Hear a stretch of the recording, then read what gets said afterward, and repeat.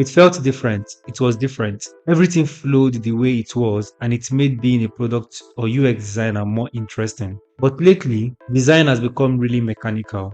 Hi everyone, and welcome to 10 Minutes of Design with Chinedu Unfiltered. Here, we will be talking about UX design, product strategy, products people use, and how these products make them feel, the latest technologies, and how it is used by UX designers and product people. All this from a professional, data driven, and personal view, which is undiluted. In today's episode, I'll be talking about UX design tools. I have had instances where a lot of designers go straight to Figma to commence their designs and get stuck along the way because they haven't really used the tools required to execute the experiences of a product. Posts on X, formerly Twitter, have had a great reason for me to speak on this, and I'm excited to have it be a mix of different things before we eat the tools that can be used. Mind you, I'm not condemning any design processes. I am speaking from my point of view, which can be limiting to some, but largely acceptable by others. I remember when I started designing, it was mostly a mixture of both UX and UI, with more emphasis on UX design. People talk about experiences, and experiences rule decision making. UI design didn't make much wave or impact, but it was important that you are a good UI designer. It felt different. It was different. Everything flowed the way it was, and it made being a product or UX designer more interesting. But lately, design has become really mechanical.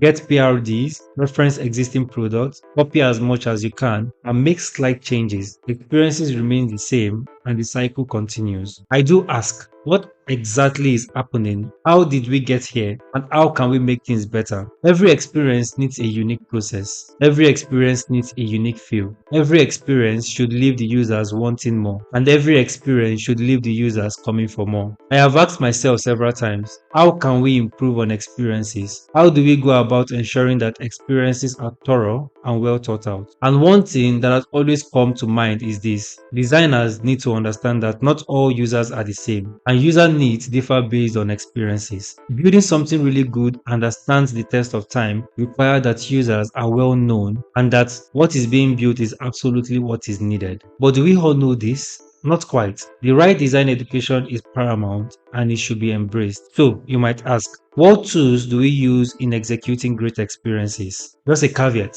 Kindly note that going into this episode, the tools mentioned are not for advert purposes, but for educational purposes. I am not being paid to mention any tool, but rather help fellow designers understand tools that are used. So let's get started. Number one is the brain and the mind. This is the most important tool when executing great experiences. The mind has to be clear and also be able to think non-linear to create lasting and consistent experiences. Number two is the eye. The eye feeds the mind, and what you consume most of the time always translate to how you think about the experiences that needs to be built. I always tell junior designers I mentor that they should at least spend 30 minutes going through good designs as much as they can. If you can do it every day consistently for 30 days, it automatically becomes part of your routine.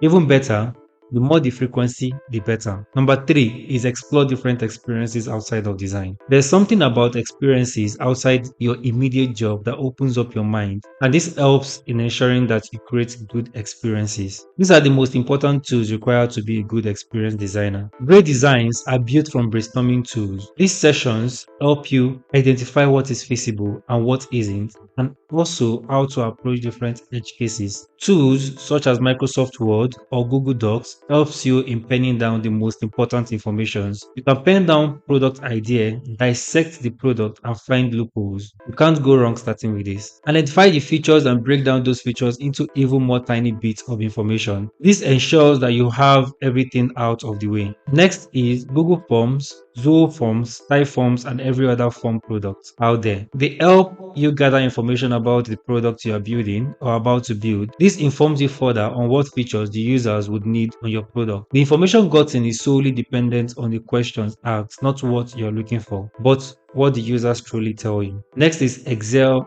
or Google Sheets. These tools also help you pen down the features, but this time around, you can break down all the features into versions, track your features, improve on your features, and tear down your product. Don't worry, these tools can take as much information as you feed it. I personally love using Excel. It really helps me break down what I have in mind in an easy and structured manner. And by the time I am done, I am well aware that I have exhausted what's in my mind, and then I can focus on the other things required or the things most important. These tools mentioned above are basic tools to be used when working on personal projects or client projects, and they do make your process smooth. Now, for industry-wide acceptable tracker or documentation platforms, these platforms are mostly paid by the companies you work for, and an invite should be extended to you to commence. As a first-time user, it could take about hours, days, or weeks for you to be familiar with these tools, depending on your frequency of use. These platforms are Zoho, Notion, Asana, Jira, ClickUp, Trello. The tools mentioned is solely dependent on the company you work with. Let's talk about research tools. You've broken down what your project should be about.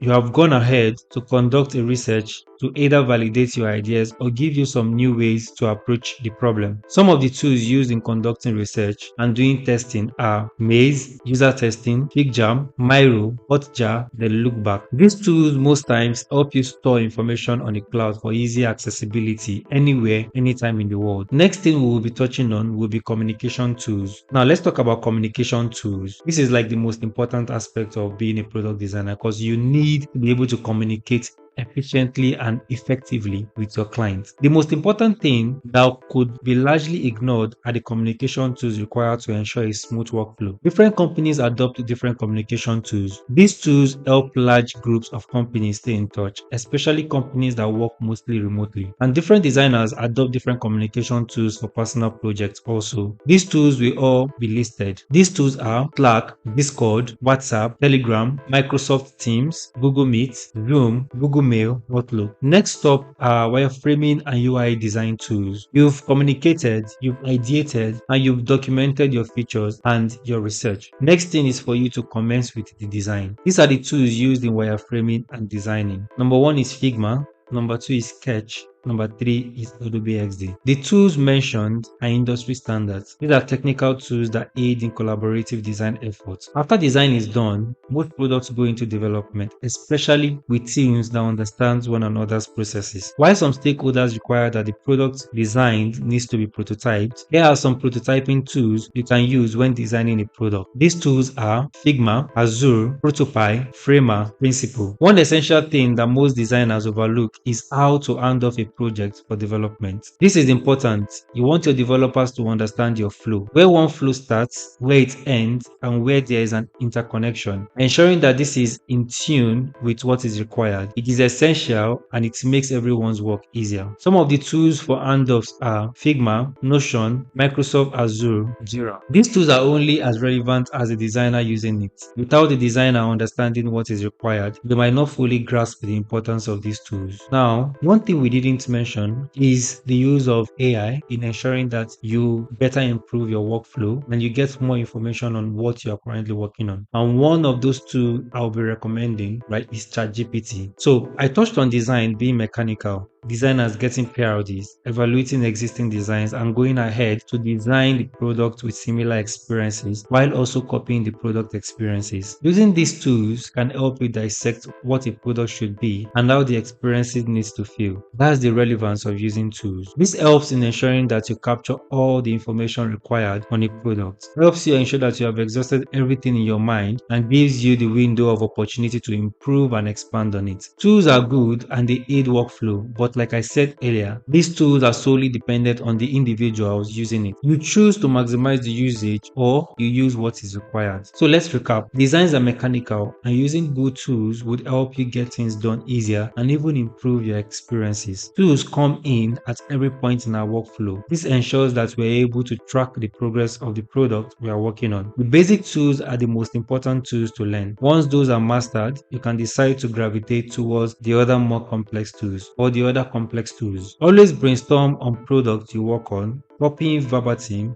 could damage a unique experience. I hope this has been helpful and enlightening to you. Kindly tune into my next episode. Till next time, signing out, Chinedu.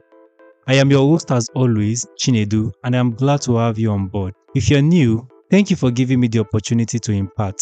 Do click on the follow button to stay updated when new episodes drop. Share with your friends and colleagues, and most importantly, drop your comments and questions in the comments section, and you'd get a response immediately or in the next episode.